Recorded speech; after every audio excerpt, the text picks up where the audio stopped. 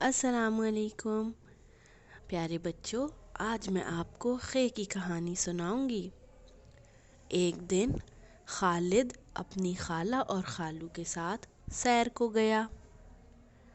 وہاں پر بہت سارے خوبانی کے درخت لگے ہوئے تھے۔ خالد اور خالو نے مل کر ایک خیمہ لگایا اور خیمے میں اپنا سامان رکھ دیا۔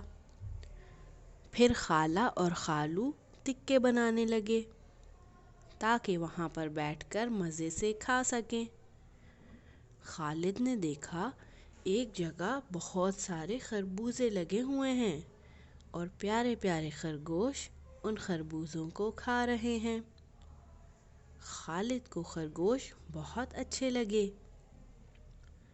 وہ چھپ چھپ کر خرگوشوں کو دیکھنے لگا کہ کہیں وہ خالد کو دیکھ کر بھاگ نہ جائیں۔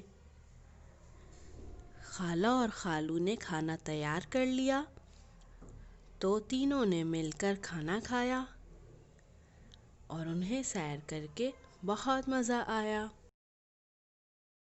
خالو خالہ خالد آئے گھومنے جہاں، خالد نے خیمہ لگایا ہے وہاں۔ خالو خالہ خالد آئے گھومنے جہاں، خالد نے خیمہ لگایا ہے وہاں۔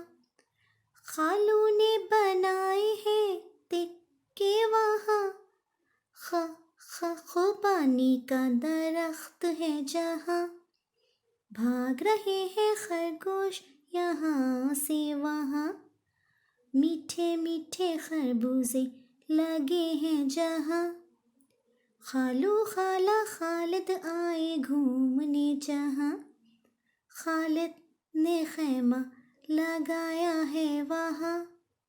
خالو خالہ خالد آئے گھومنے جہاں، خالد نے خیمہ لگایا ہے وہاں۔